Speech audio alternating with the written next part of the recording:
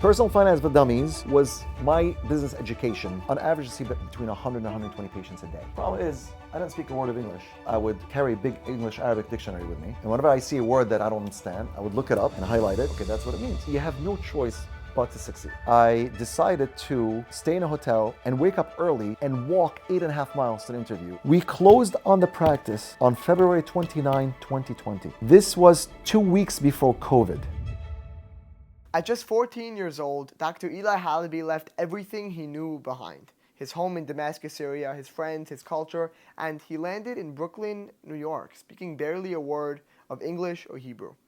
Fast forward to today, and he's one of the most well-known orthodontists in the community, running multiple thriving practices and seeing hundreds of patients every day. His journey is nothing short of remarkable, from navigating life as an outsider in a completely new country, a new world, to mastering multiple languages, excelling in school, and ultimately gaining acceptance into one of the top dental schools in the country. Dr. Halabi's story is a masterclass in resilience, adaptation, and ambition. In this conversation, we dive into the defining moments that shaped him. From learning English by translating Pearl Jam lyrics to walking 8 miles on Shabbat for a life-changing interview. We also discuss the lessons he's learned about risk-taking, building a business from scratch, and the power of human connection in both personal and professional success. I'm Victor Braca, and Momentum is where I dive deep with exceptional leaders to uncover the key decisions, defining moments, and lessons that propel them to success, and how those insights can inspire your journey forward. If you're looking for a story of perseverance, reinvention, and what it really takes to build something from the ground up, and I mean to build something truly from nothing, this episode is for you. You're going to love it. Enjoy. This episode is sponsored by the Hedaya Capital Group.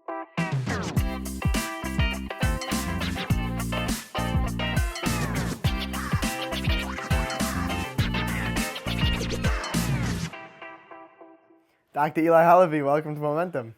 Thank you for having me. Pleasure to be here. So excited to have you. We were talking before the podcast, before the cameras were on. There's just so much to cover with your story, with where you are today.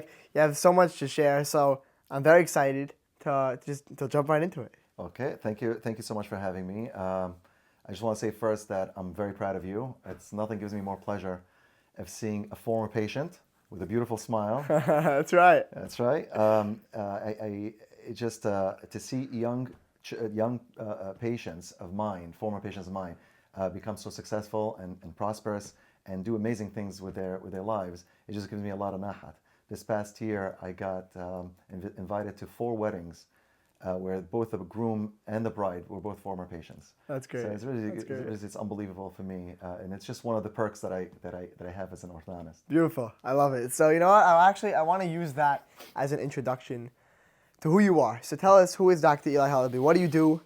And give me the high level. People know me as the orthodontist on Kings Highway in East 5th. I have that practice for 11, 12 years.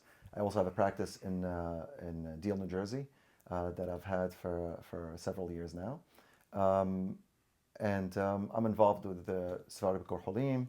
I went to Yeshiva Flatbush High School for high school when I was younger. But my former years, earlier years, I actually was born in Syria, Damascus, Syria, and I grew up there, and I had my bar mitzvah in Syria, believe it or not, and I moved here when I was 14 years old.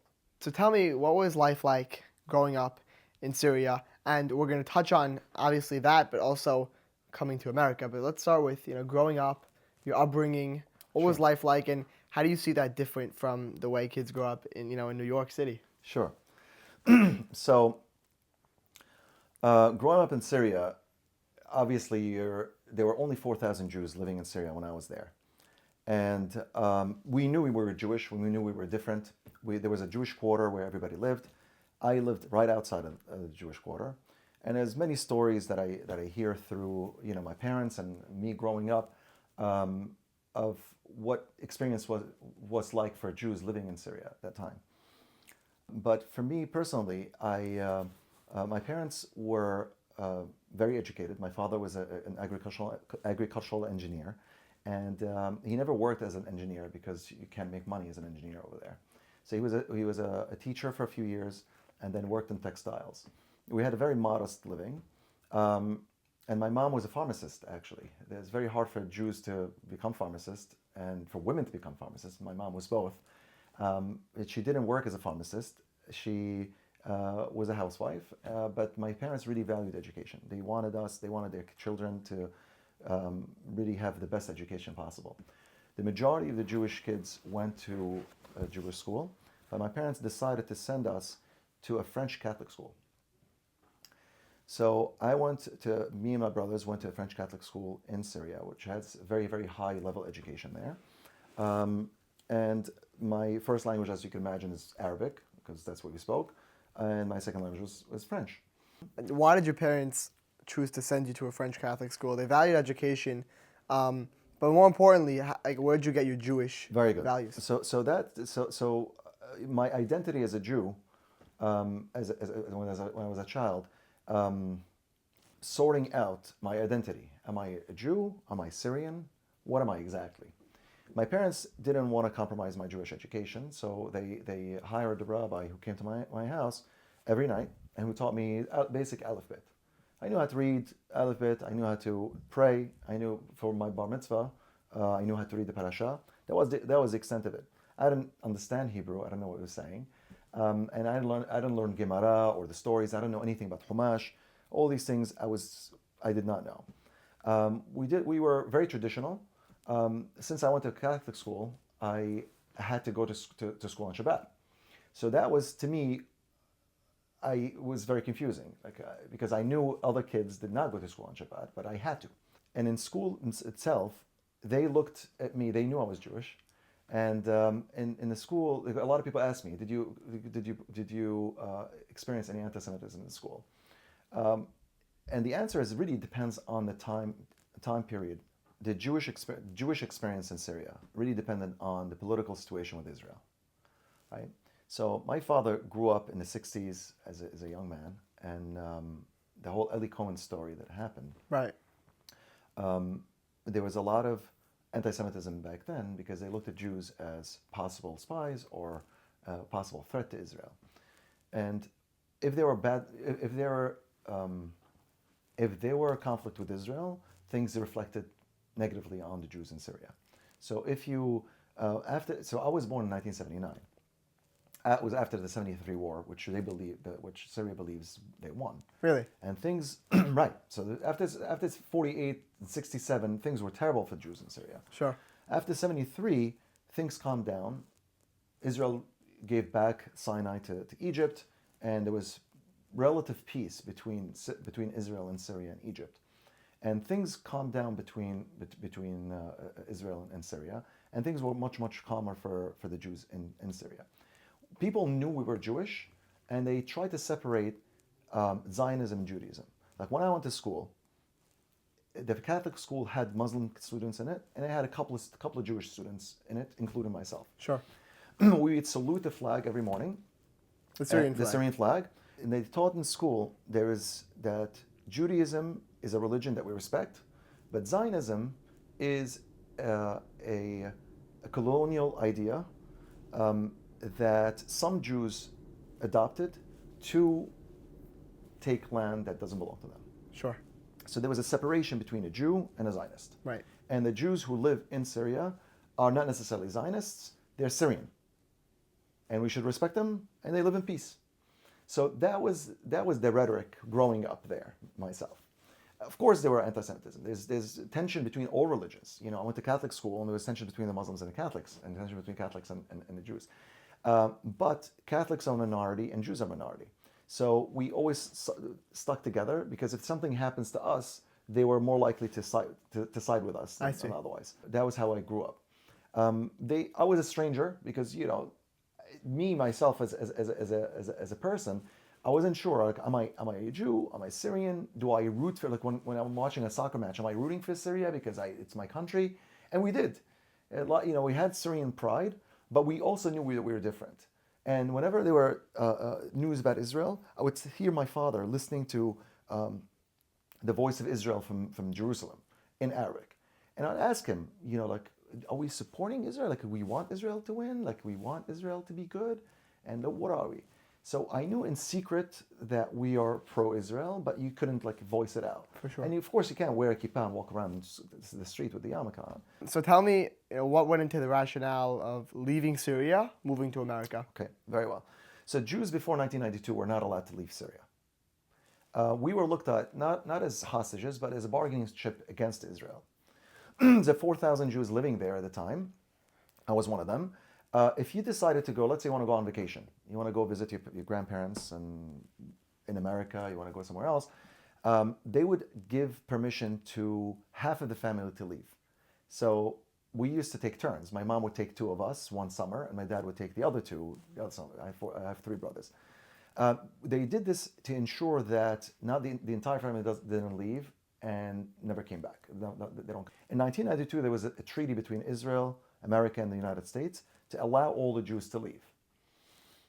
And I was the first in my family to get that permission for some reason. And in the summer of 1993, my father he asked me, I did very well. There was a national exam that I did very well on. And that exam really determines what high school you're going to go to. Sure. Either the scientific route or the literary route. And I did very well. And my father promised that he would take me on vacation. He would take me to America to visit my grandparents. So I decided to go with him.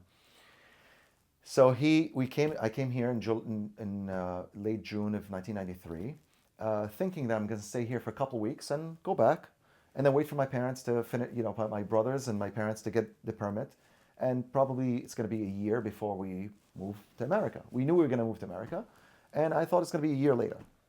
When I came here, my uncle is Dr. Meir Ballas, who is the president of Sfar Bikor Holim, and he was in charge of placing all the newcomers into yeshivot. Wow. And he told me, why are you going back? You should stay. Don't go back to Syria. You're going to lose a year of high school. If you go back and come back next year, we're going to have to repeat. You're at perfect age. You should go straight to the 9th grade. So my dad asked me, do you want to stay? I said, sure. The problem is, I didn't speak a word of English or Hebrew. I knew Arabic. I knew French. So as you can imagine, it was a big leap for me. But I did it. I said, you know what? What's the worst going to happen? My parents are going to come. It's probably going to take them, a couple months. My father's like, don't worry. It's going to be a couple months. We'll come. So where am I going to live?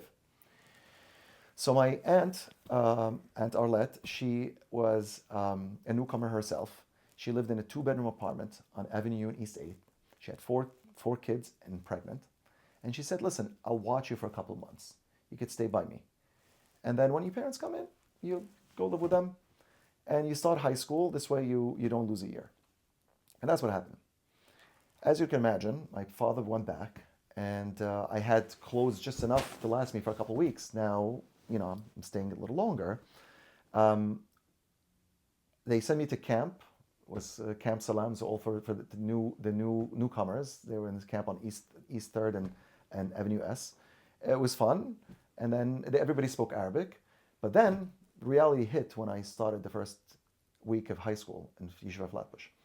When I went there for the interview, my uncle took me there. They asked me to read something in English. And I knew how to read French. I knew the letters, but I didn't read English. And they asked me a couple of questions. I didn't understand anything. So they asked my uncle, like, this kid doesn't know anything. Like, why would we take him? He knows nothing. He's like, just give him a chance. Let him stay here for, see how he does. And if he doesn't cut it, we'll move him somewhere else. As you can imagine, things were not very easy. And I was a good student in Syria. So it was a culture shock for me to come in and all of a sudden be thrown into, like a whole curriculum of dual curriculum in Flatbush High School, which is very, very demanding. Neither of which languages you knew. Neither of which languages I know. So a lot of people ask me, so how did you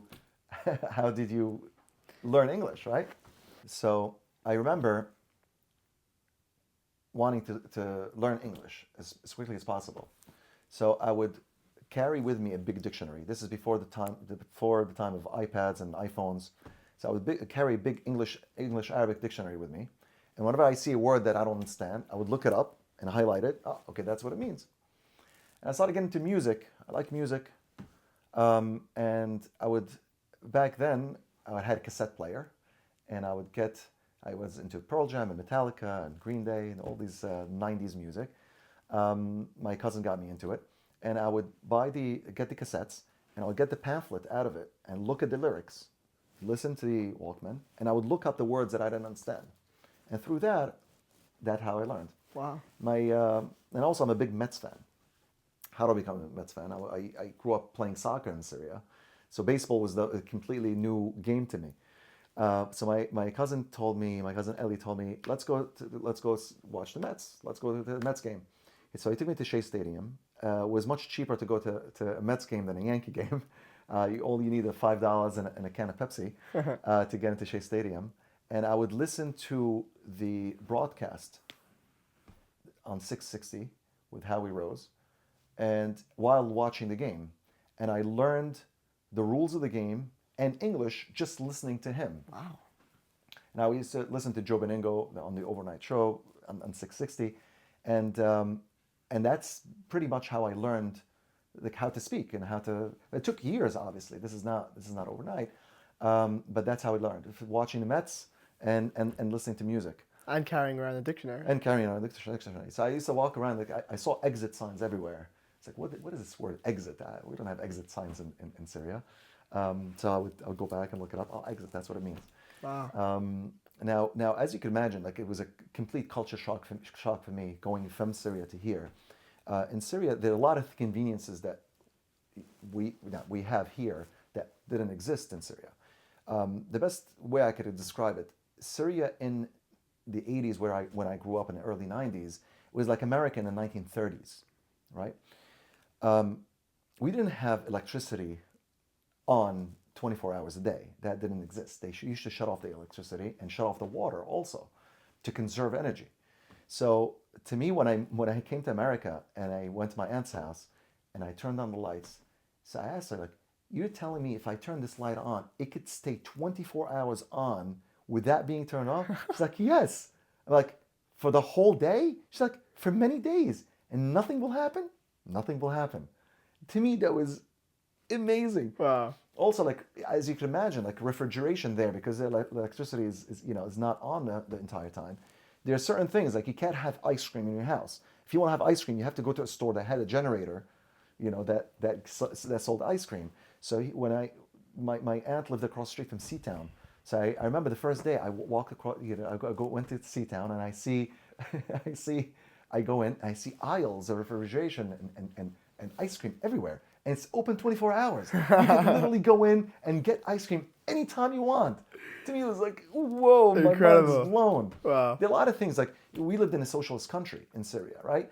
Things like sugar and coffee and tea and oil. These are not things that you could just go to a store and buy. They ration it to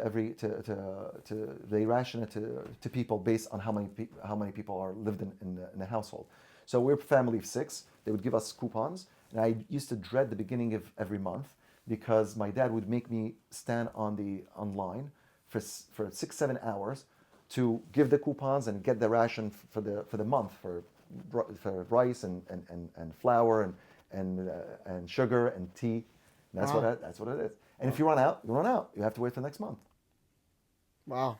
So these are things such a different life. Completely. So to me, the dichotomy between life in Syria and life here was amazing. And to top that, I did it without my parents being here. So that was very, very difficult for me. Hedaya Capital Group is a trusted business advisor helping entrepreneurs unlock the growth potential of their businesses with tailored accounts receivable factoring and working capital solutions. They're a family-owned, approachable team who listen and provide solutions while sharing their business experience and knowledge to help protect clients' interests. They work from a core of old world values where ethics and integrity have meaning, and new world thinking where speed and flexibility ensure success. The result is that clients feel confident, taking advantage of growth opportunities, knowing they have the liquidity and scalability they need, as well as a long-term partner looking out for them and helping them grow. Since 2003, their expertise and patient approach to capital have helped companies improve cash flow, protect assets, and scale their business. Visit hedayacapital.com, that's HEDAYACAPITAL.com, or email info@hedayacapital.com to learn more. Back to the episode. I owe a tremendous amount of gratitude to my uncle, Dr. Ballas, who, despite running a full-time cardiology practice and being the president of Sephardic Kohalim, and having the 4,000 Jewish people's, the newcomers' well-being on top of him. He had to put them in schools and make sure that they have the proper, the proper education, and the Kohalim was involved in placing them in homes and everything they need, basically. So the community here really absorbed the newcomers, and they tried to help them out. So despite of all of that, he found time to sit down with me on Sundays and at night to read with me the op-ed page on the New York Times and to go over the parasha and to teach me. He really took me under his wing. And to me, I look back at that first year, really, with tremendous gratitude to Dr. Ballas. Another person that was instrumental was Mrs. Shifra Hannon. First, I get emotional just thinking about it. Every time I think about it, I get emotional. So Mrs. Hannon, I remember the first year I showed up to high school. I was wearing a shirt like you, like a sweatshirt, like a t-shirt, and jeans. She's like, no, you need a collar. You need a collared shirt. I don't know what that means. No, collar. You know what a collar is? I don't speak English.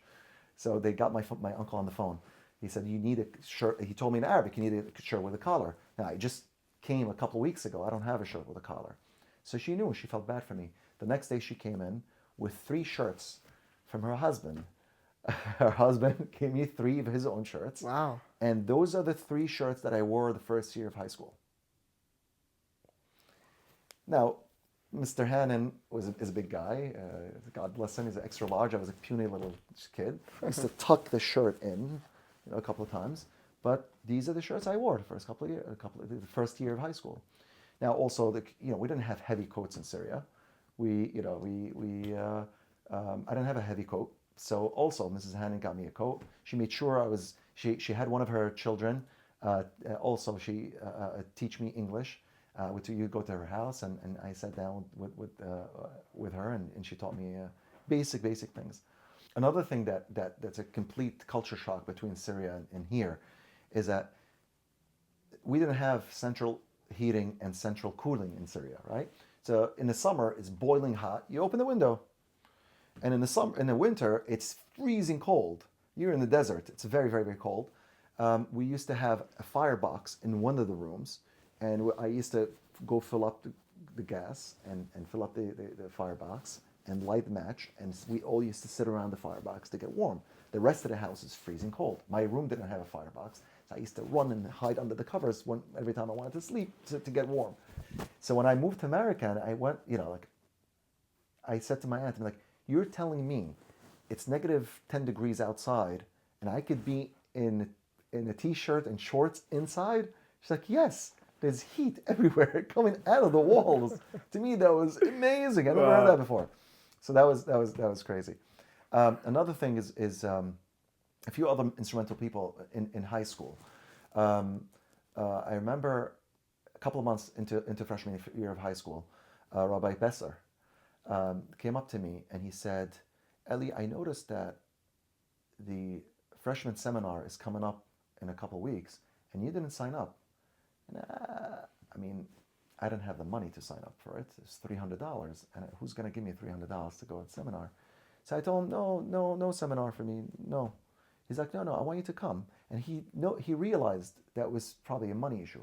He's like, I want you to come. You have to come to seminar. I said, no, Rabbi, no. He's like, you have to come. Is it the money? Is it the money? He's like, give me $20. Give me $20, and I'll make sure you go. He didn't want to embarrass me to tell me, I'm going to sign you up for free. He wanted to give me the kavod that give me $20 and you earn going there. Amazing. So to me, that's a story that I always remember Rabbi Besser. There's Mrs. Another person who was very instrumental in my life was Mrs. Hadassah Appledorf. So she didn't speak a word of English. She only spoke Hebrew. And I didn't speak English or Hebrew. And they put us together, and she was in charge of teaching me Hebrew. So It's an extremely awkward thing because she's trying to communicate with me. And It's gotta be difficult. but I picked up Hebrew very quickly. Hebrew is my third language. I considered Hebrew my third language. Really, not English. Not English, because I picked up Hebrew a lot quicker. There's a lot of roots that are common between Arabic and Hebrew, and those roots were, helped me a lot. Like I would look at a word and I'd see where is that word in Arabic, if there's an equivalent word in Arabic, and that's how I learned it. And I love Hebrew as a language also, because I knew how to read in Syria. Like here I come in, I had my bar mitzvah there. So and then now when I came to Flatbush, I'm starting to learn all those words. I'm like, oh, that's what I'm saying when I'm praying. And now it's like it clicked in my head. And Hebrew, like I could speak now Hebrew fluently, like as an Israeli, almost. And I picked up also the accent just from listening to Hebrew music and Right, and, right. and Hebrew news as well, Israeli news. So Mrs. Appledorf would sit with me and she would teach me songs in Hebrew, and that's how I learned Hebrew. So I'm still in touch with her now till today. She calls me every now and then, and I'm planning to actually see her in a couple weeks. Okay. Somehow, some way, I made it through the first year of high school. It was complete hell. It's not an easy task, making new friends. You're the guy. So I was again the stranger in Syria. I was the Jew, who was Jewish. We don't know. Like we're not friends. Can we be friends with him? Can we not be friends with him? And now I'm the stranger. He's a newcomer. He doesn't speak English. He has the same 3 shirts. So it was very hard for me to make friends, as you can imagine, right? And do well in school. But I studied hard, and I tried my best. And a year later, my parents still not here, right? So in the summer, what were they going to do in the summer with me? They sent me to Camp Morasha, which is in Pennsylvania. They're like, all right, we're going to send him. I was thinking I'm going to camp. I didn't know they were sending me to Kolel. So now I'm in two and a half months in Kolel, hardcore learning Gemara. That was quite an experience of its own right. But then when I moved back, and I was starting sophomore year of high school, I go to pick up my syllabus, and it says 402 on it, which is the honors class in Flatbush. So now they're moving my class from from a regular class to the honors class. Like, whoa, that's got to be a mistake. Why are they putting me in the honors class? I barely made it through the first year of high school. I was very upset, and I was like almost in tears because it was very, very difficult for me to get through the first year, and now they're putting me in an honors class, and I know it's going to be a lot more challenging. So I went down to the office. As I'm walking through the hallway, I see Mr. Thomas Hausdorff, alav shalom. The Thomas Hausdorff Tournament, the basketball tournament is named after him. And he sees me upset. He's like, Eli, what's going on? I said, it's wrong. It says 402 on the syllabus. It's too hard. 402, too hard. He's like, no, it's correct. It's 402. You were in 402. I'm like, no, please, too difficult, too hard. He's like, listen to me. You were in 402. You belong in 402. Please, Mr. Hausdorff, please. He's like, don't argue with me. He was a little stern with me. Don't argue. You belong in 402. You are going to 402. And he walked away. And I'm like, okay, I'm in 402 then. A couple of weeks later, unfortunately, he passed away. And to this day, I remember that conversation that I had with him. He believed in me, and he saw something in me through the first year of high school, and he made the decision to put me in 402. So that gave me a boost of confidence. Like, listen, you're doing your best. You did well. I passed the regents, the bio regents, and the first try, which is amazing. And I did well the other subjects. Yes, not every subject was perfect, but I got through. And they see potential in me that I didn't see in me. And that's why I owe a tremendous amount of gratitude to Yeshiva Flatbush that really believed in me. Wow. Yeah, and you're in honors now. And how was that? Was that difficult? Yeah, honors class was very difficult. The most difficult part is like now I have to make new friends. Right. There's another group of people who didn't know who I am, and now I have to be friends with them. My English got a little better. I could relate with them through music or through sports. Now I can understand sports a little bit better, music a little bit better. The turning point in my high school career was in junior year of high school. I don't know what prompted me to decide to run for secretary of the senior council. When I was in freshman year and sophomore year in high school, I saw that there were elections and there's student government, there's SGO, and then the senior council. So I said, it's such a cool thing. I wish I could run to show people that I want to help. I want to be part of the group. Sure. I'm not an outsider. Right. I want to be part of you. So it was a very gutsy thing. To look back at it, I ran up against 4 people for the secretary of the senior council of my senior year. And I said, what's the worst thing that can happen? The worst thing that can happen is that they could completely crush my confidence. But if I win somehow, some way, I don't know how the hell I'm going to win. But if I win, maybe it'll be good for me. So I decided to run. It was very contentious. You have to win. You have to get 50% of the votes in order for you to win outright. So out of the 5 people, we all split the votes more or less evenly. They dropped the bottom 2, and now they have a runoff. Me and 2 other people. Now, seeing my name on the ballot, like the president, the vice president, and the treasurer were already decided. Now they're having another runoff, and they see my name and the other 2 candidates' names on the piece of paper. Like, whoa, this is very nerve-wracking. And then we split the votes again. None of us got more than 50%. So they dropped the 3rd person, and it was me against another girl, another candidate. And she was very, very popular, and she was a 4 or 3. And I'm like, oh my God, how in the world am I going to beat her? And somehow, some way, they announced that I was the winner, and that gave me a tremendous boost of confidence. And I became much more popular. Kids started talking to me more. My English got better, and I started doing better in school. And that's how I finished school with, I graduated with honors, and I decided to go Yeshiva University for college because I didn't know any better. They told me YU is the place to be. Where else are you going to go? In retrospect, maybe I could have gone to other schools like Brandeis or University of Maryland. Probably I would have fit there more. But YU was a safe bet for me. Education there is tremendous, and it prepared me for the next stage of my life. What I want to zoom in on is the risks you took. And you didn't have much of a choice whether or not to stay in honors or to switch out because the administration didn't give you much of a choice. But you ran for student government. You applied yourself in school when you could have just sat back and said, I don't know if this is for me. Maybe I'll focus my efforts on something else. I mean, what drove you at that time to tell you that things are going to turn around? So I didn't know things are going to turn around, right? I felt that my parents put faith in me. They told me, you're the first one to go to America. You're going to pave the way for us. So to me, it's a responsibility. If I fail, I'm failing my parents too. My parents put a tremendous emphasis on education. They sent me to Catholic school growing up, and they made the decision to send me here to America to start life here. So to me, is like, you have no choice but to succeed. So and there were many obstacles. So to me, I look back at it as like, the obstacle is the way, right? Like the Ryan Holiday book, the obstacle is the way. I truly believe spiritually that nothing happens randomly in life. People are put in your way, and circumstances are put in your way in order for you to take advantage of them, right? Nothing is random or coincidental.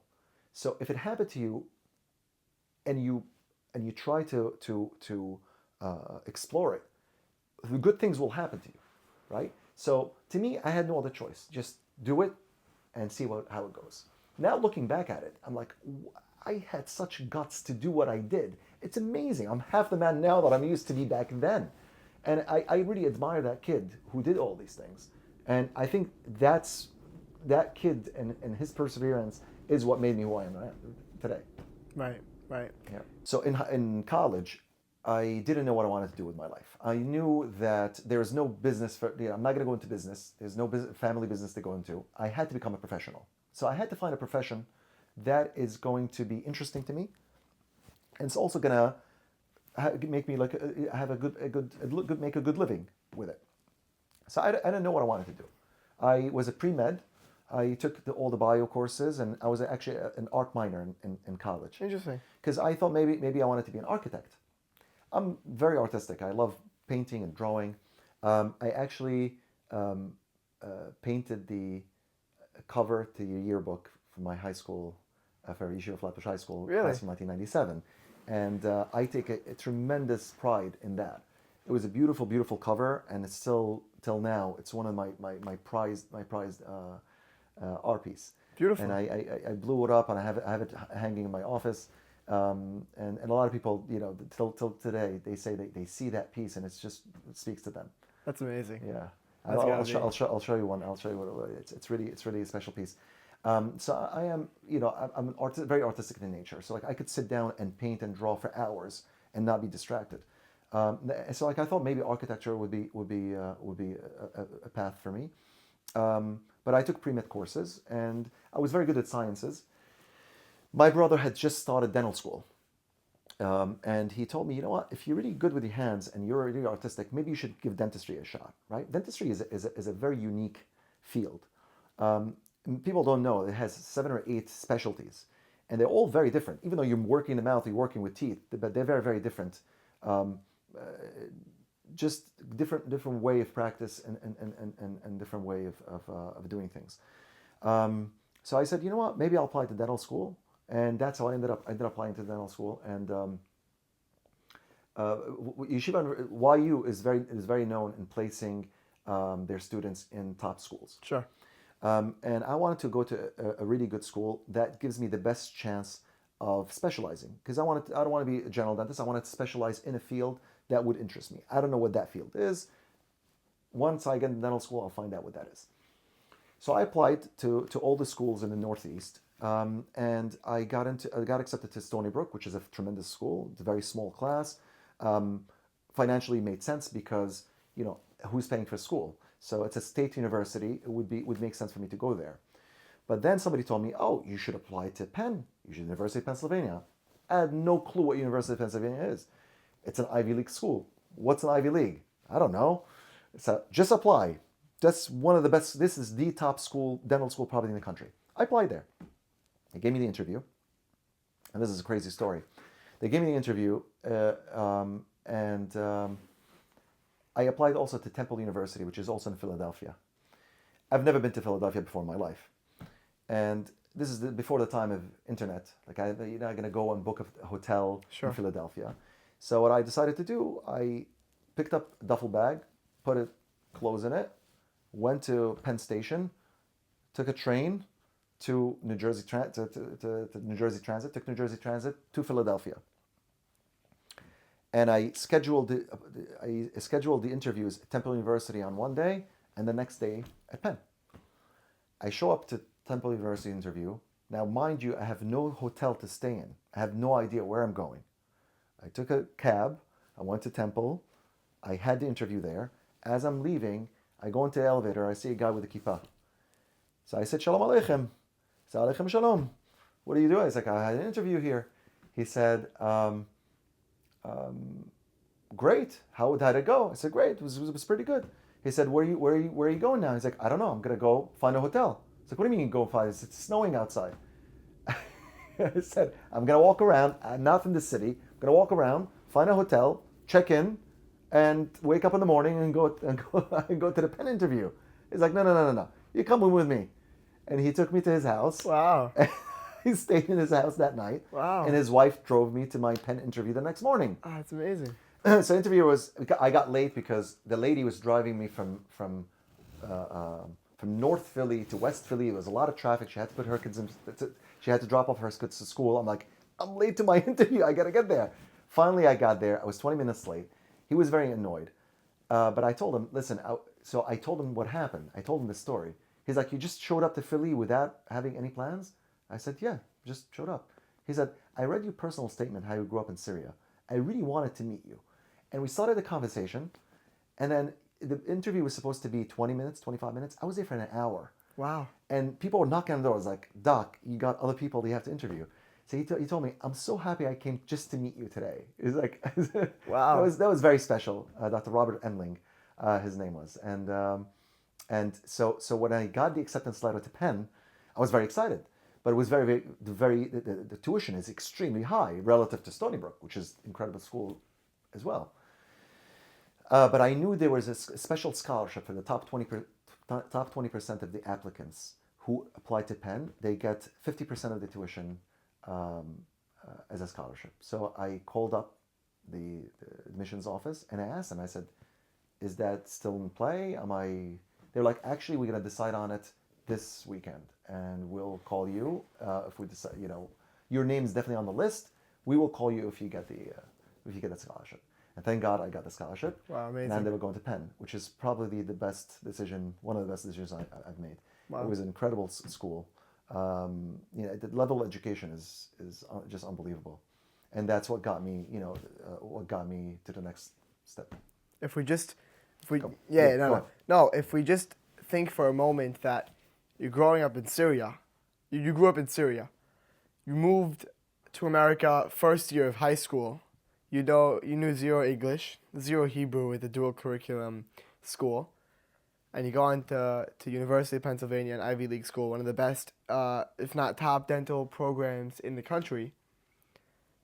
That's just, we shouldn't forget that for a second. I think that's amazing.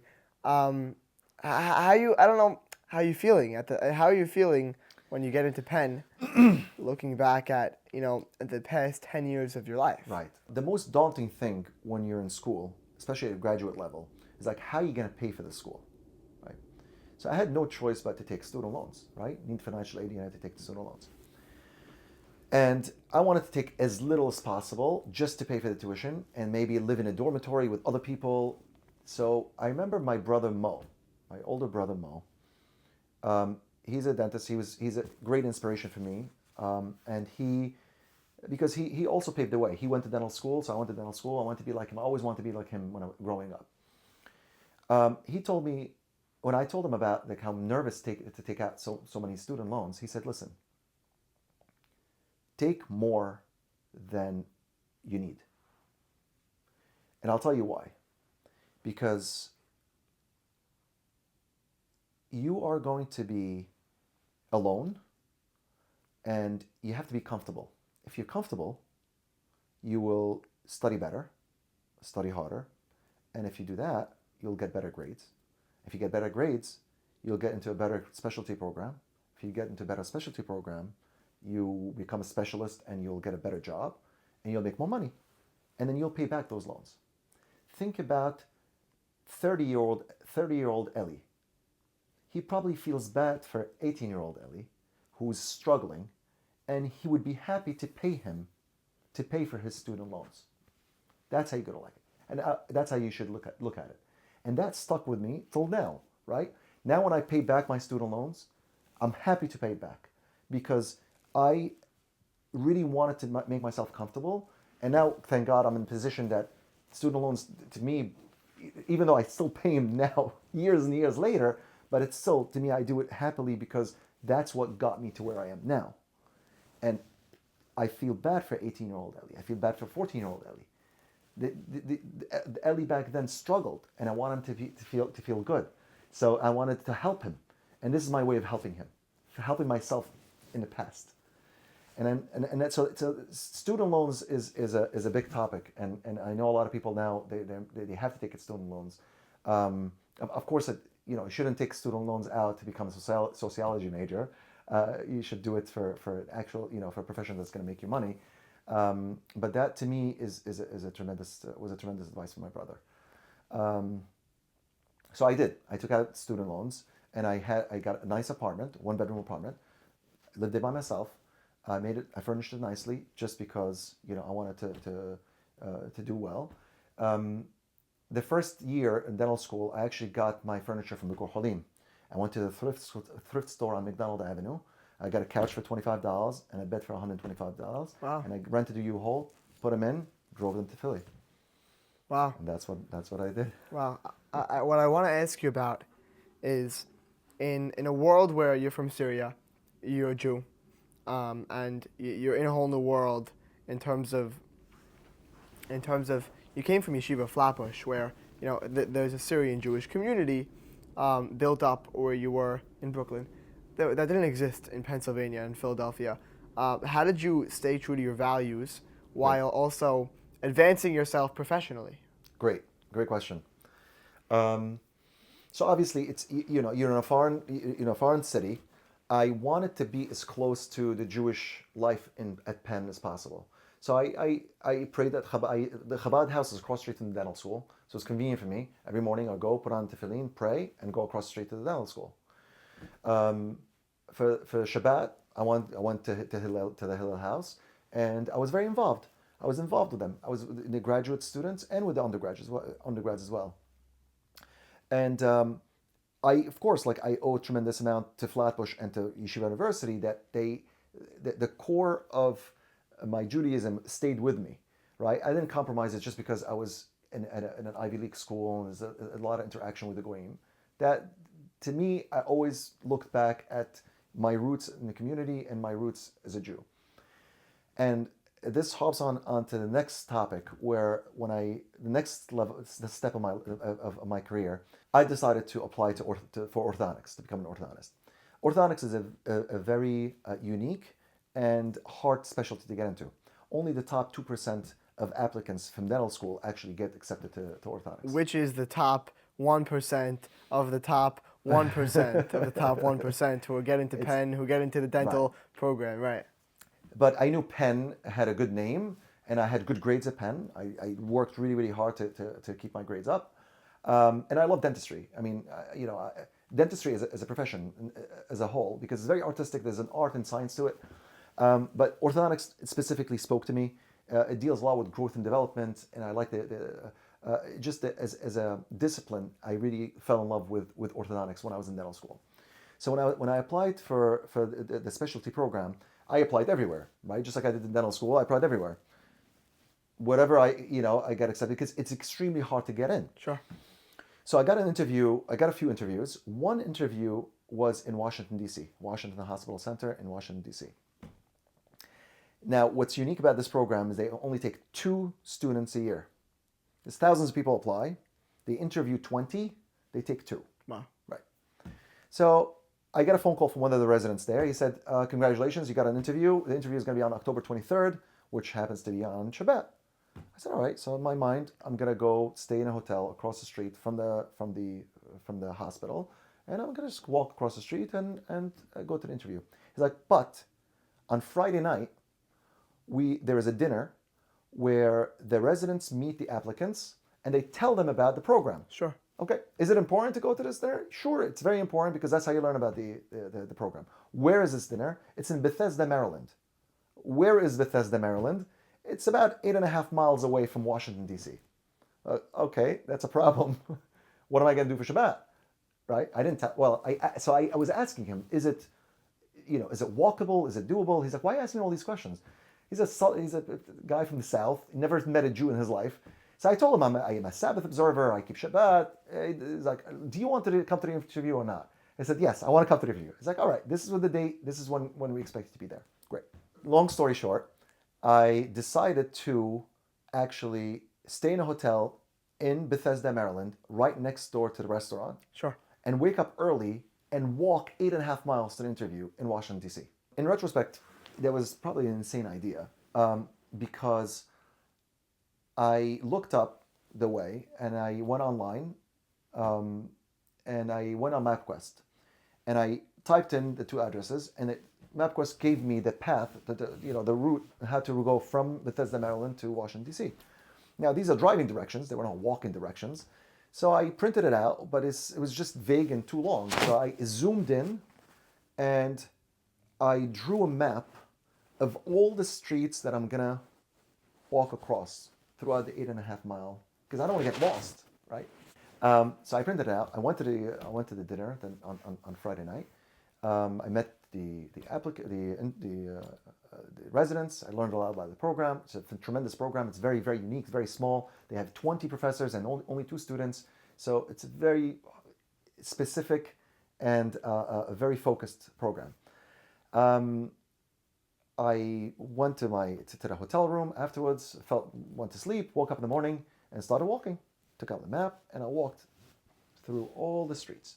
Bethesda was a beautiful city. Walked through the entire length of the route, and then there's a park that separates Maryland from Washington, D.C. It's Sure. Rock Creek Park. It's like Central Park in New York. Now, the map showed me a path that goes right through the park to get to Washington, D.C. The problem is, when I got to the park, the sidewalk ended, and now it's a highway, and there's no sidewalk anymore. So what do? It's October 23rd, so thank God it was not raining, it was snowing. I'm wearing a suit, nice shoes. So I see a divider in the middle of the highway. The car is going this way and that way. So I crossed the street to the divider and started walking along the divider throughout the length of the entire park. Wow. While cars zooming by this way and that way. 65 mile an 6 hour miles an highway. hour. They were honking at me. Who is this insane person walking at 6 in the morning? Finally, I got to Washington, D.C. It took several hours to get there. Finally, I got to the hospital, and the program director knew I was walking, and she's like, "Thank God you're alive!" She's like, "You're insane." I thought this is gonna turn really bad or really good. I don't know. Right. And then you have 8 interviews with 8 different people. It was Sure. a very, very intense program, and I tried to connect with each one at their own level. So they all knew I'm the crazy guy who walked 8 miles for the interview. And one of the main reasons why I got accepted to the program was because they said you didn't compromise your beliefs and you really wanted to be here. So the funny thing is, like, one of the attendings who interviewed me he also moved to America when he was 14 years old from Iran. He's not Jewish, and he also struggled through life. So we talked about that and his experience, my experience. And there was another person who I spoke in Arabic. The entire interview was in Arabic because he's from Lebanon, also not Jewish. Fascinating. I tried to connect with each one of them. They, we had to find something in common, and they told me you belong in this program, and that's how I ended up matching there and going there. Wow. Yeah. I wanna take a little bit of a break from your story for a second. Let's insert this question about how you use your experiences and you apply them to business or to the way you conduct yourself. So my question is as follows. I mean, if you think about the way you connected with the interviewer, the interviewer for Penn, by telling him your entire story and and showing him that you really wanted to be at that interview, the way you just showed up to Philadelphia without a plan because you wanted to be there, and making sure everyone knew that you walked 8 miles on the holiest day of the week for you, and connecting with the interviewers on your heritage and your common language. What my question is, how do you go about utilizing connecting with people to get further in business, to get further with your patients, with your interviewers, things like that. I'm not phrasing the question well, but I think you get what I mean, right? 100%. Yeah, 100%. So my orthodontics is very unique as opposed to other professions in dentistry, where I interact with a lot of people, a very large volume of people every day, right? On average, I see between 100 and 120 patients a day. Wow. So I speak to the to the patient and to their parents a lot of times. So it's a very high pressure.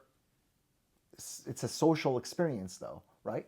So you want the patient to feel comfortable and to feel that you give him enough attention, while at the same time you have to do your job. You have to delegate some technical things to the employees. And I have a very large practice. I have 17 or 18 employees. Wow. So there's a lot of moving parts, and you have to be good at communicating with people. So, and by nature, I'm not a communicative kind of guy, right? Like I wouldn't say I'm an introvert, but growing up being always the outsider, I was always the quiet guy who didn't want to talk much to people. And I think my experience growing up forced me into things that are outside of my comfort zone. Right. Right? It forced me to be social. It forced me to communicate. It forced me to speak my mind. It forced me to speak to people at their level. And if you want to be, let's say I'm an endodontist. Endodontist is a root canal specialist. They see 3-4 patients a day. That's it. They do a procedure that's 2 hours long. They see a couple of patients and done for the day. For me, the procedures are much shorter. They go in and out. So you have to be very fast, and you have to be cordial, obviously, and you have to be funny, and you have to communicate with the kids. So I try to make the experience for the children and for the parents like a really top-notch experience. And I learned that just from watching my attendings. So because my program in Washington, D.C. was such a small program, a lot of the learning was hands-on. I would, instead of like doing it in a hospital, I would go to my attendings practice, and I would watch how he interacts with patients and how he does things, and I emulate him. Interesting. Right? So, for instance, like my office, you're a patient, you're a former patient, so you remember I have a train that goes through the whole office, That's right? right. So where do I get the train from? So one of my attendings, Dr. Shefferman in Washington, D.C., his office, his practice, his private practice is right across the street from the White House. So the White House is 1600 Pennsylvania Avenue. He is 1737 Pennsylvania Avenue, right across the street. So in his office, he had a train that went around the whole office. It was such a unique thing. All my attendings had unique themes in their practices. So I had one attending who had an underwater theme, another one had a sports theme, and Dr. Shepperman had the train theme. And that stuck in my mind. It's like, that's such a cool idea, especially in New York and Brooklyn. If I want to do the practice there, I want to have a train that goes through the whole office. So that's a unique thing that get people talking about the practice and how nice it is. Another thing is, like, you walk in my office, all the walls are orange. That's like, right. Why is it orange? Because I'm a Mets fan, right? So I have it brings me back memories when I was a child watching the Mets, and that's why one of the colors I took from the Mets and it's unique. It's very unique. It pops out at you. Right. So you don't go to like a doctor's office. Usually it's white or blue, or this is very unique, and that's part of like. This is part of my artistic flair. And like when I built my practice, I was, I designed it the way, and now it just expanded. It just made double the size of the Really? office. Yes. Wow, congratulations. Thank you very much. That's amazing. So just the design aspect of it is something that I really love. And the people that you meet, that you come across, that you make connections with, whether it be, in earlier formative years, or just as you're going through the motions, as you're going through school, as you're going through undergraduate, graduate, the competitive program that you got into, that they really, like, these figures in your life play a key role later on. So tell me, like, how does that explain moving out of DC back to New York and starting your own practice? Great. Okay. So I got a good story for you. So I moved back to New York in 2007. I was 28 years old, not married. And I didn't know what to do. I didn't know how I'm gonna start my own practice. My mom told me, Eli, you're single. You need to find a good girl. So what do you like me to do? She said, why don't you go onto this Florida Community Center Thanksgiving trip? They have a singles trip. Go on it. I said, all right, fine. I'll go on a trip. So I go on a trip. I didn't meet a girl there, but I met a guy. He was my roommate. They put me with him because I didn't know anyone. His name is Nigel Shamash. And I became very good friends with him. And when we came back from the trip, we stayed in touch, and we used to go out every Saturday night. Great. 2 years later, in 2009, my mom said, Eli, you're still single. You gotta find a girl. I said, what would you like me to do? People set me up all the time with girls, and I go on dates all the time, but it hasn't clicked yet. She said, why don't you go on the trip again? I said, it didn't work the first time. What do you think is going to work the second time? She said, just go. So I went on a trip, was in London. The first one was in Athens in 2007, and 2009 was in London. And I didn't meet a girl, but I met a really nice guy, became friends with him. His name is Jimmy Mizrahi. So the first person, Nigel Shamash, was the real estate broker who got me my office on Kings Highway in East 5th. And Jimmy Mizrahi is the contractor who built my practice on Kings Highway in East 5th. Really? True story. The two people you met on a single each trip, trip. SCC. Wow. That's right. Wow. And the people you meet, like, yeah, It's unbelievable. Great. Right. So you got to lean on people who have, who are smarter than you in certain fields. They don't teach you a lot of things in dental school, right? And unfortunately, they don't teach you the business aspect. They don't teach you how to build a practice. All these things you kind of have to learn on the fly. So leaning on people who are smarter than you. Like, I didn't know anything about real estate. I saw a for lease sign on Kings Highway in East 5th. And I called a number. The guy told me, this is not for you. It's too expensive. I'm like, what? You don't know who I am. Why are you telling me it's too expensive? He said, it's a long story. this office is being leased by Ruby Schroen. For his son is leasing it actually for his wife, who's an audiologist, and they pay a lot of money, and the landlord is asking for a lot of money. I was like, can I at least meet with him? He's like, okay, fine, I'll set up a meeting with you. I don't know, I know nothing about real estate, so I got Nigel to come with me. We met with the owner of the building. We met with Ruby Schroen's son, and we met with the realtor, and Nigel, God bless him, figured out a way to sublease the space from the Schroens and extend the lease and get it for another 15 years afterwards. Wow. So he was instrumental in getting me the space. I knew nothing about the negotiations. Nothing, zero. I know nothing about real estate. Right? And then I know nothing about contracting either. So I spoke to Jimmy. He's like, sure, I could build an office for you. But, tell me what you want me to do, and I'll do it for you. And I told him I need the train that goes around, and I want the chains. He's like, what are you, crazy? He's like, what are you, out of your mind? But he did it. Him and his brother-in-law, Seth, they built it for me, and that's how I ended up there. Now, let's go back for a second. When I moved back in 2007, the recession happened right after, 2008. Right. It was almost impossible for anyone to start it. It was very hard to start your own practice.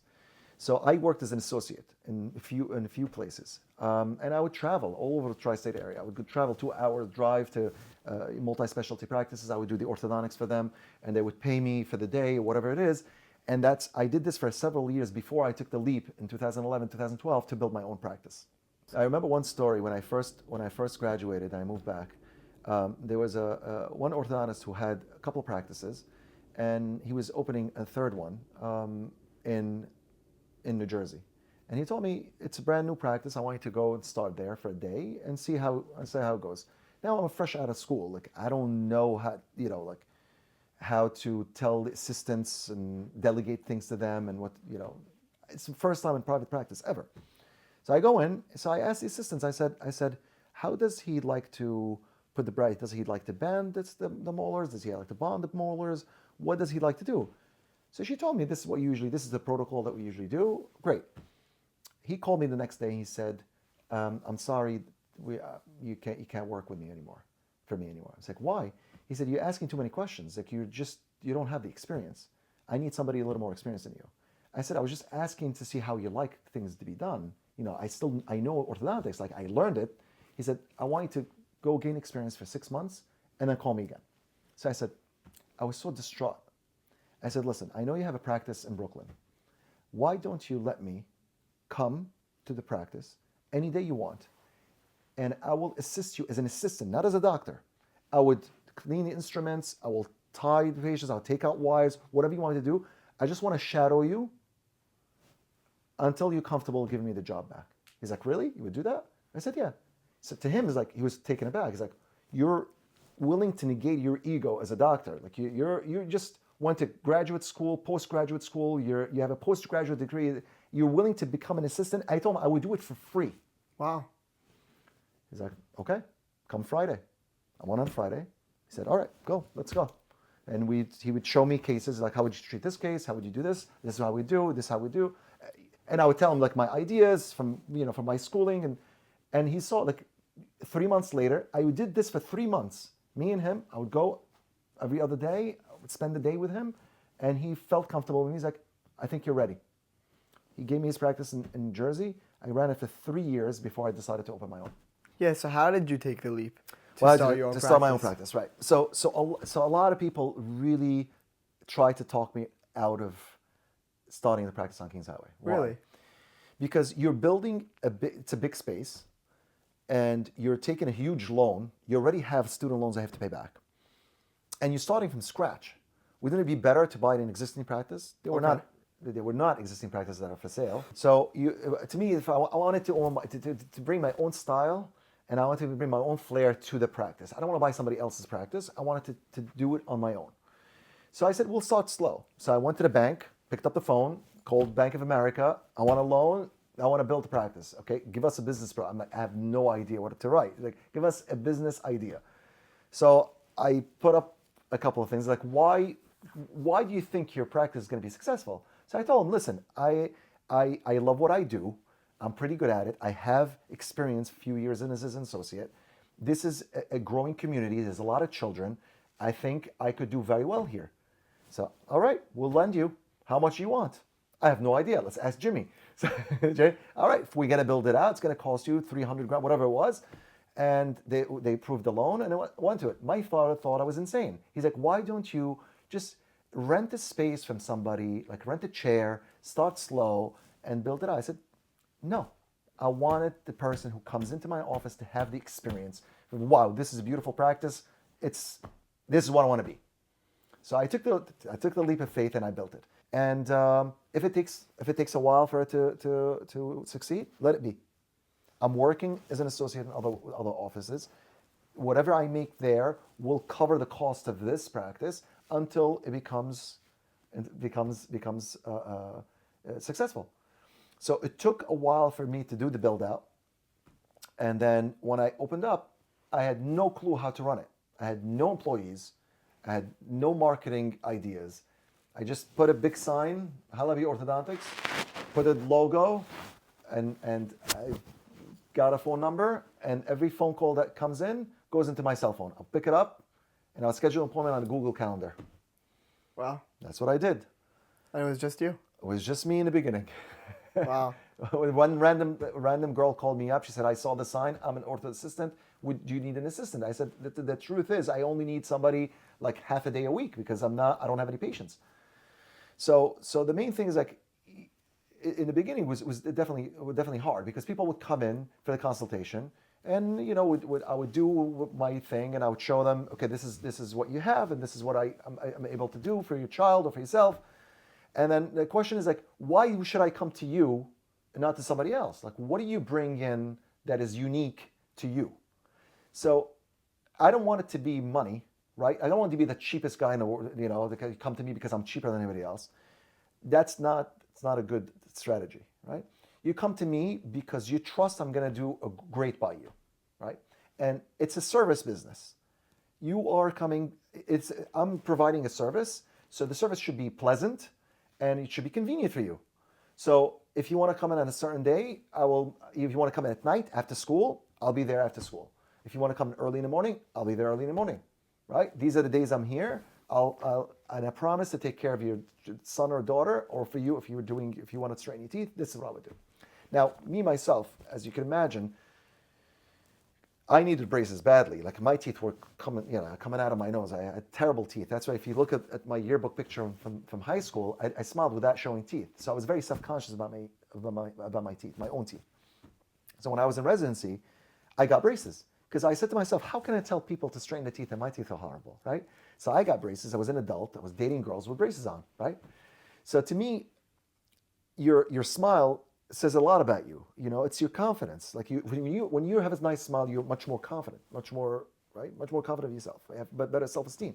So I understood when I had the braces and I had the experience myself as a patient, I understood that you're not providing a service that's procedure that's gonna, you do it and you're done. You're giving somebody self-esteem and confidence. So you have to build that value in whatever you're providing. You have to communicate that to the patient. So I spend a lot of time at the consultation trying to show the patients what I'm able to provide for you. And people took a shot at me. Shot at me. You know what I mean? Like they came in and they're like, you know what? We used so and so for braces before, or we heard about you. We'll give you a shot. And I'm grateful for those families. Those families, when they came to me, this is 12 years ago. Now they're bringing their other siblings, and then they're referring other patients, and I organically built the practice from scratch. It took a while. The first 2-3 years were, it was losing money. It was the only money I'm making was from the associate jobs. And in 2014, 2015, that's where we started really growing a lot, tremendously. And it's been growing, thank God, ever since. Until also, I had an opportunity in 2020 to buy another practice in Deal, in Ocean Township. And that's a totally different story. Beautiful, and we'll get to that. What I want to ask you is, how did you learn sales? It sounded like you knew how to sell Right. your services and who you are, and especially your unique value proposition. Right. Did they teach you that in school? Unfortunately, they don't teach you that in school. They teach you how to straighten the teeth. They teach you the science of orthodontics, right? And this is something, unfortunately, that's not taught in any school. Like even in pharmacy school or medical school, you become a doctor, you know your profession, and that's my advice to all young professionals I know in the community now. A lot of people go into different professions, medicine and dentistry and pharmacy and accounting and law. They don't teach you the business aspect of it, the sales, the how to borrow, what to borrow, how to invest, and how to build. They don't teach you all these things. So to me, leaning on other people who are much smarter than you in that department is very helpful. My father-in-law is a salesman, so I learned from him a lot. God bless him. He's a very funny guy, and he is in charge of other salesmen in his company. And I hear him, I listen to him, and he gives me advice. The main thing is really building value, right, during the conversation, during the consult. Because you got to understand, you're speaking to a mother, usually a mother who's bringing a child for braces. She wants a good job. She wants to know that you're getting the best treatment possible. She wants to know that you're really going to take care of the child. You're not going to make him feel bad if you're not brushing his teeth or breaking braces or whatever it is. So you got to put your emotions away when you're dealing with a child.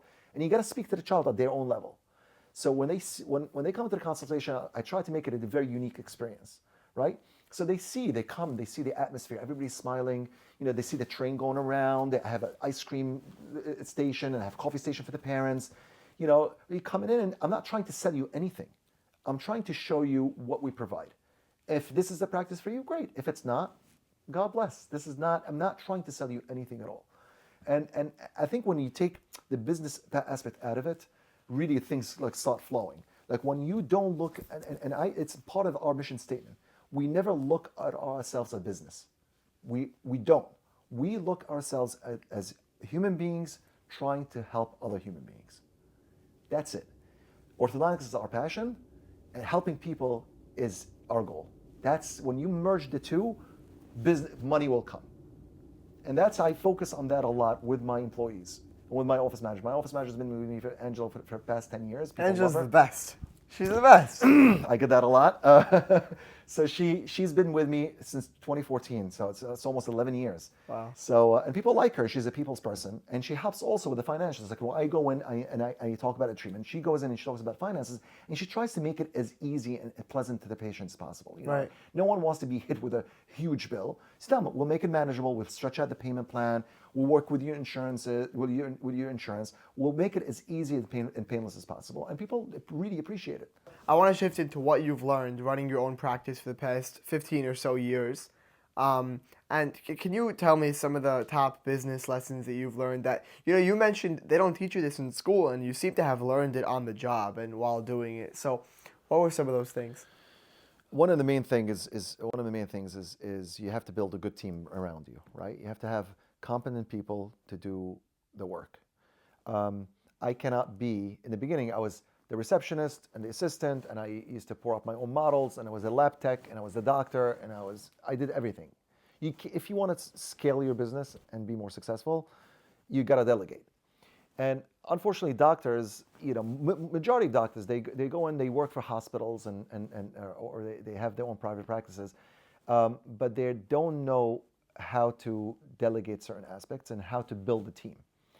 Building a team is important because you cannot be everything you can't do everything yourself. You are the doctor, so you stick to what you do best, right? You're good at consultations, putting braces on, taking the braces off, whatever it is, that's your job. You got to delegate all the other things to other people who are competent. So that is something I'm still learning, and I'm still, if you want to grow and scale your practice, and especially if you have multiple practices, you have to do that. And that's not something that's taught in school. Now, the business model in medicine and dentistry is changing tremendously. And that's probably going to affect a lot of people coming out of school now. It used to be you just like I did. You open your own practice from scratch, or you buy an existing practice and you build it, and you're good. And there's a limit how much you could do. This is it. This is your practice, and this is how much money the practice makes, and this is your salary, and you're happy with it. And Shalom Al Yisrael. what happened in the past several years is that a lot of the private practices are being bought out by larger groups, right? Especially in dentistry. There's something called dental service organizations Okay. that they're private equities, Private equity and firms, right. they take over practices and they merge them into one group, and you become basically an employee of the DSO, of the dental service organization. Because it's becoming much, much more difficult for people graduating now from dental schools or medical schools to start their own practices and compete with all these Right. organizations. It's cost prohibitive because it costs a lot more now than it did when I opened my own practice, and you probably took out a huge amount of student loans, so it just becomes almost impossible to open your own practice. So a lot of people are merging and joining larger groups.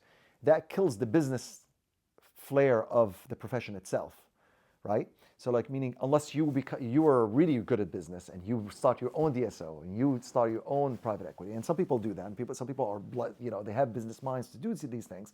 But if you're a doctor, chances are you're spending your entire time treating patients. You don't have time to do these things and to think about business. So I'm in the middle of my career right now, right? So God blessed me with two successful practices, and I'm focusing on that. That's my focus. My focus on growing the practice itself and maximizing my potential, right? These are the number of hours a day I have, and this is the team that I have, and this is how many people I could treat. I could maybe have an associate or two to help me with providing the proper service up to my standards in the two practices. But this is it, right? Eventually, maybe towards the end of my career, maybe I would sell the practice to one of the private equities, but that's something down the road. I haven't thought about it much yet. Right, right. It's interesting always to hear about the business side of it, because you speak about that. You don't learn about that in school. No. You know. No, Right. They don't teach you that for sure now. Right. Now, I mean, some schools are more in tune with this.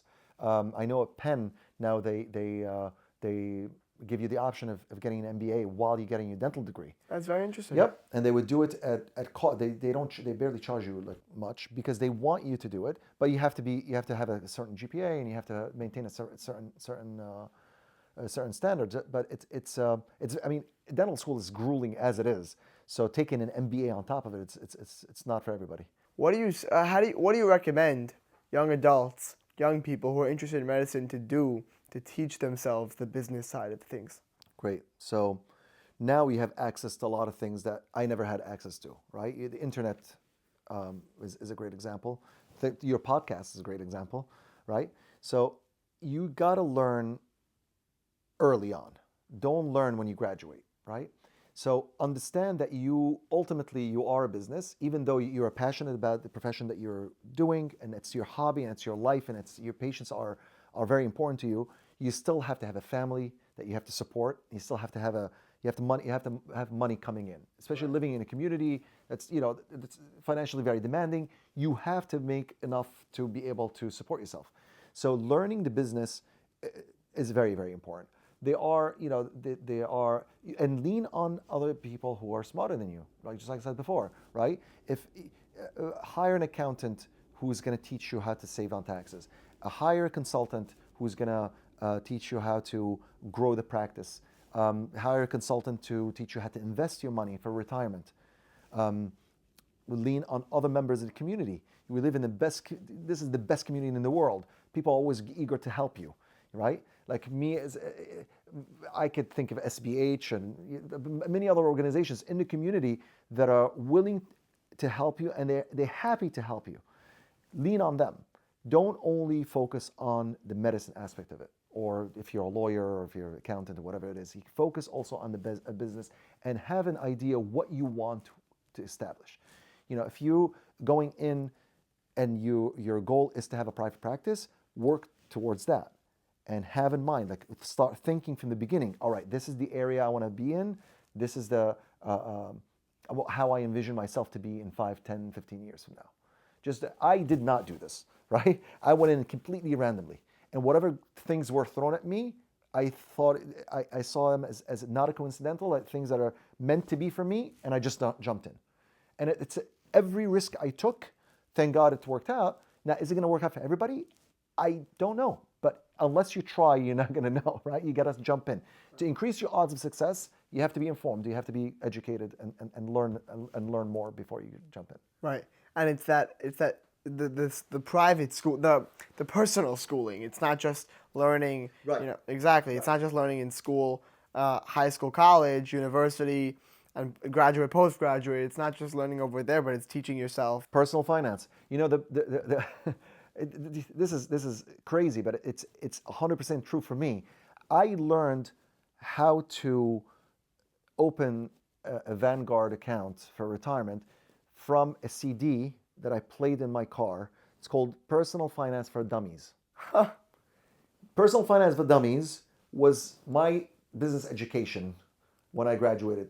That's so funny. I relied on that. That's crazy. First.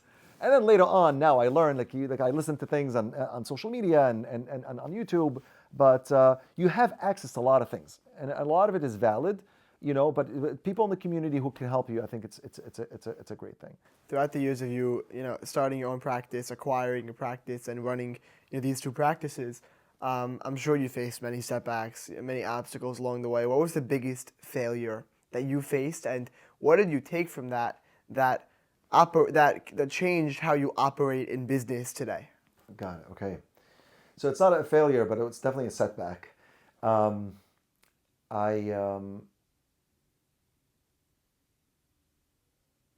Growing up in Syria, I didn't know. My dad wanted to teach me how to swim, and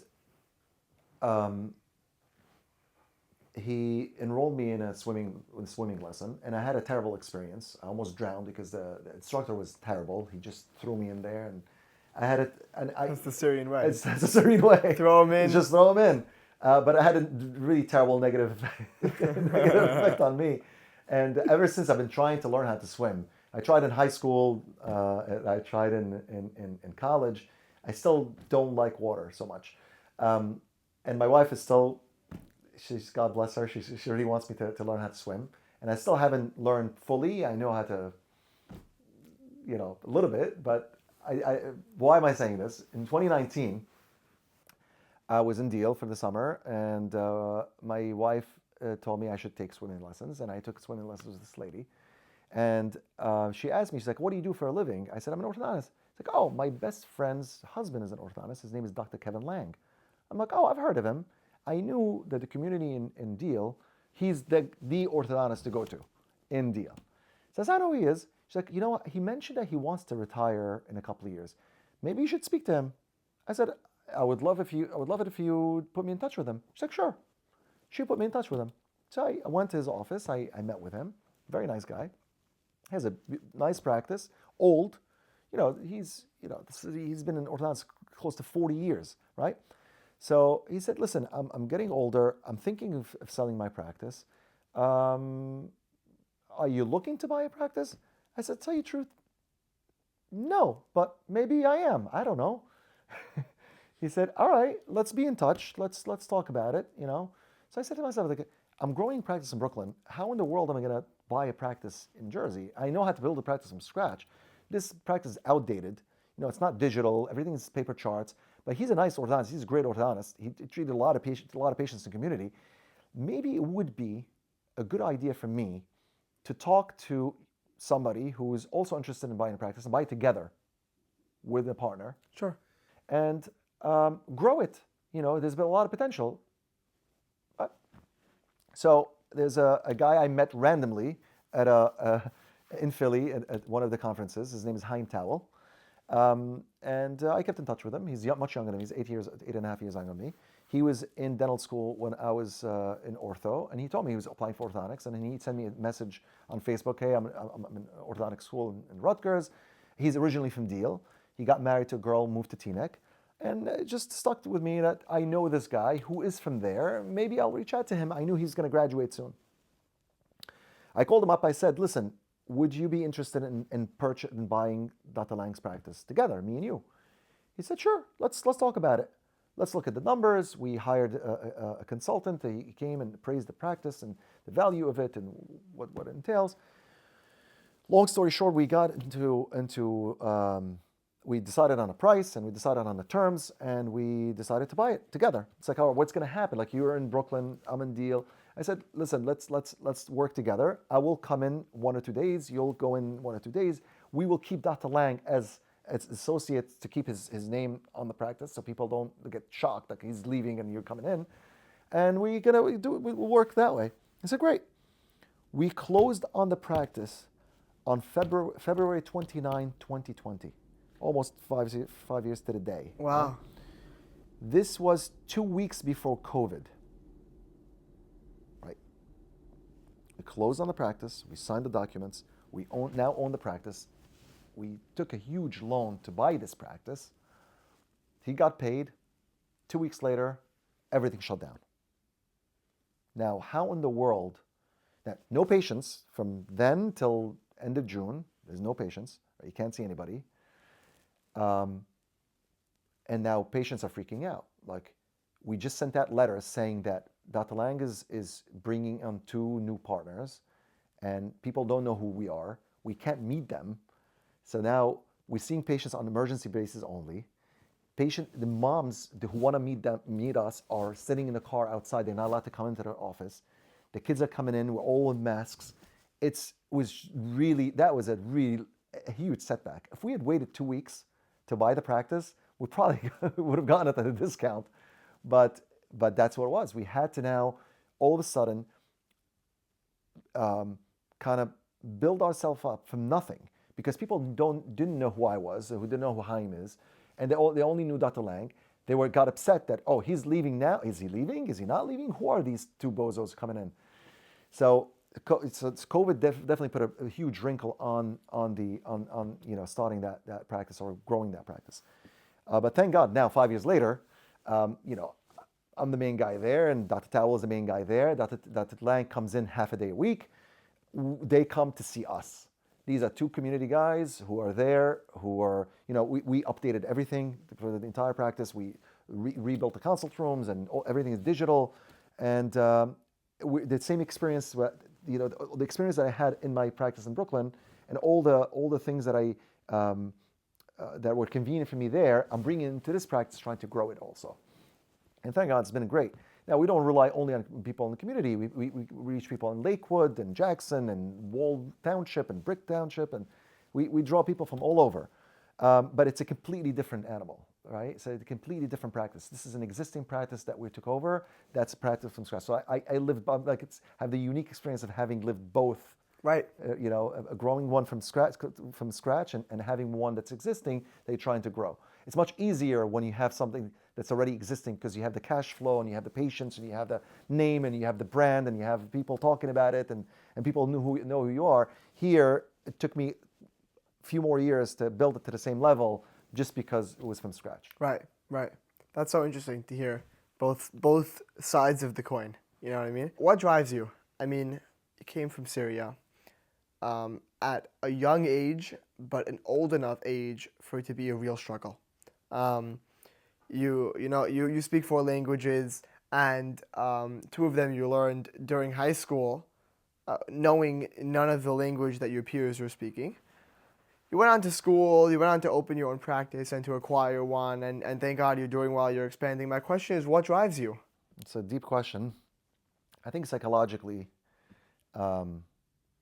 I always resented the fact that I'm an outsider, right?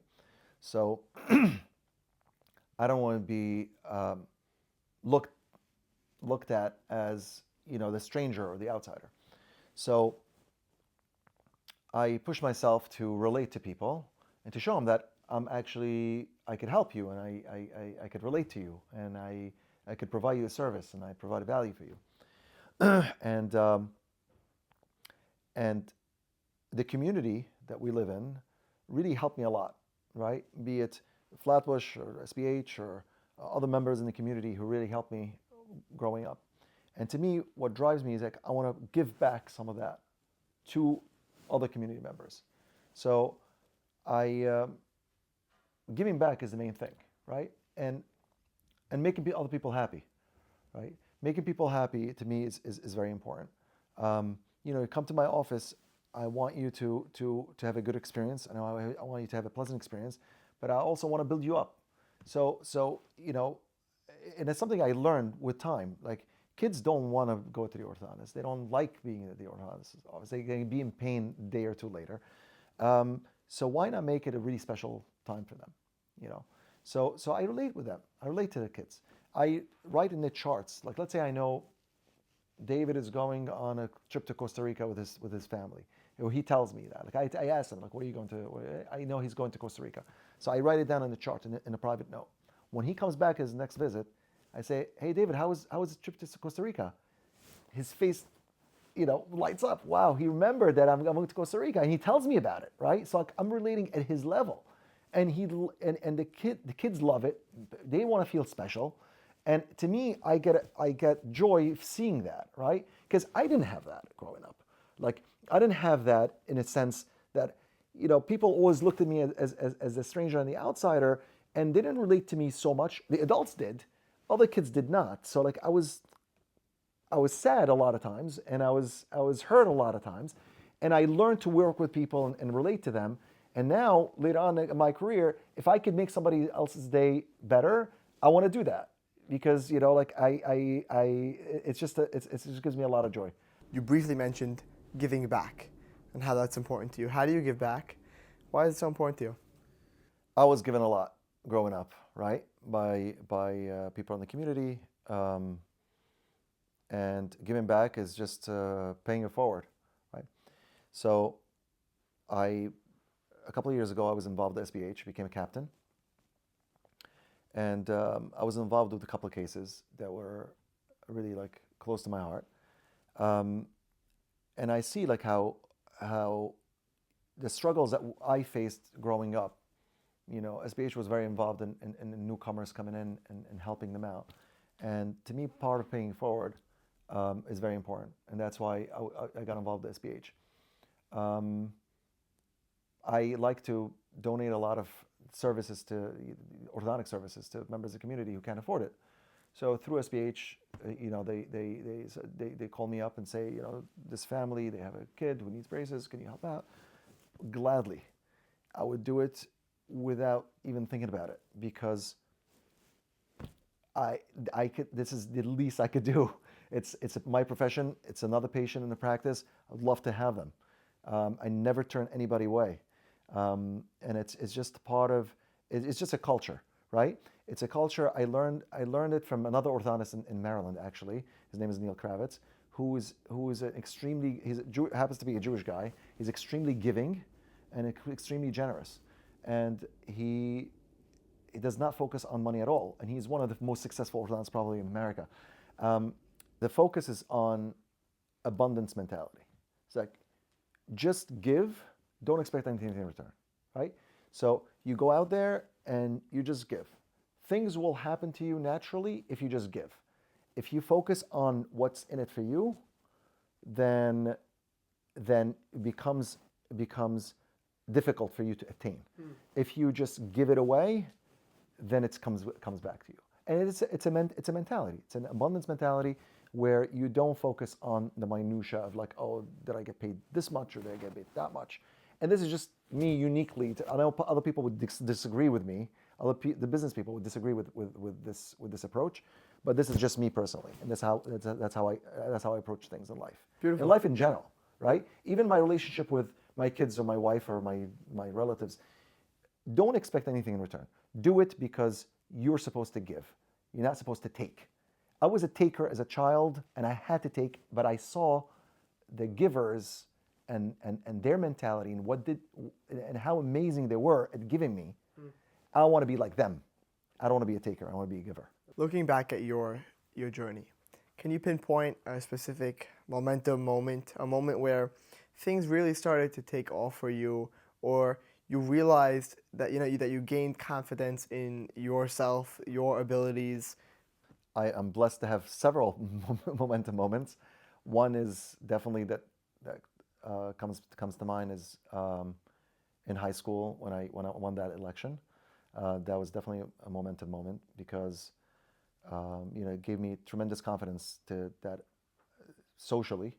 And then getting accepted to Penn, that was a huge boost of confidence for me. That wow, like I could get into an Ivy League school. Getting matched in my orthodontic specialty program, being the top 2% of that got accepted straight out of dental school. Say when I first opened my practice, even though as scary as that was, I definitely saw that. I saw definitely potential. Like I definitely saw like I could reach a lot of people here, and this could be very, very successful for me. Buying the Jersey practice initially was not a momentum moment, but thank God now it is. I look back at it and say it was definitely a great decision. It's doing beautifully, and I'm blessed to have a lot of them. Marrying my wife is one of probably the tops them all. She's very special, and she also took a chance at me. Like I dated a lot of girls, and then she was unique to me, and she said, she said I want him, and I said I wanted her, and it was the best decision of my life. Beautiful. And that's definitely professionally, she's by my side all, no matter what I do. So in every aspect of my professional career, she's behind me 100%. So even long hours when I get home exhausted, I have to do work on the weekends. She's always supportive, and she knows that it's something that's important to me, and she's my momentum. That's beautiful. Beautiful. Dr. Eli Halabi. Amazing. Wow. Really, no, what a great time we had. So I really appreciate it, and I'm very proud of you again. It's unbelievable seeing you rise and create such a beautiful, amazing thing here. Thank you so much. Thank you for coming. Pleasure. And I'm really confident that this will reach young people who are interested in medicine, who are interested in business, who are interested in neither, who are trying to get ahead, be ambitious, and not young people, in the community, outside of the community, to inspire them. I think your story, from especially considering where you came from and where you are today, I think super inspirational. If you could do it, anybody can. Appreciate it. Thank you very much. Thank you for coming. Thank you so much for listening until the end. I loved this conversation with Dr. Halabi. Here are my 3 key takeaways. First, surround yourself with people who are better than you in certain areas. Whether it's accounting, construction, or real estate, having experts in your corner is the smartest way to grow. You don't need to be an expert in every field. If you're good at hiring out, you can lighten your load and get better results. Second, no matter your field, no matter your industry, you need to understand the business side of things. Like Dr. Halabi mentioned, doctors can't only be experts in how to treat patients and the medical side of things. They have to know how to run a practice, manage finances, and hire the right people. And finally, success isn't about knowing everything. It's about knowing where to find the right answers. The best entrepreneurs ask great questions, seek the right mentors, and adapt as they go. A key thing I've picked up from this podcast is not to be afraid of change. If you're nimble and quick to change with the times and adapt to new technologies and market trends, you'll see that paying off many times over. If you enjoyed this episode, you would love my conversation with Jack Ovadia. Just like Dr. Halabi, Jack built a thriving business out of his passion, but not without many, many setbacks. Jack founded Ovadia Design Group, an award-winning architectural and interior design firm, and in that episode, he opens up about the struggle of scaling a service business that requires his direct input. If that sounds interesting to you, you can search Momentum Jack Ovadia on any podcast platform, or you can click the link in the show notes. Again, that's Momentum with Jack Ovadia, founder of Ovadia Design Group. And please, if there's anybody you would like to see on Momentum next, let me know, guys. Leave a comment, send me a DM. I'm always looking for ideas and feedback, and I would really love to hear from you. And with that said, thank you again for watching. Please be sure to subscribe on your podcast platform of choice. Remember, we're on Spotify, Apple Podcasts, YouTube, and Instagram, and wherever else you might get your podcasts. Be sure to rate the show 5 stars. It truly helps me out with the algorithm, and I would really appreciate it. If you enjoyed this episode, send it to a friend who would love it. And if you didn't enjoy it, send it to somebody who you don't like and waste an hour of their time. In all seriousness though, thank you so much for watching. Thank you to the Hedaya Capital Group for sponsoring this episode of Momentum, and I'll see you next time.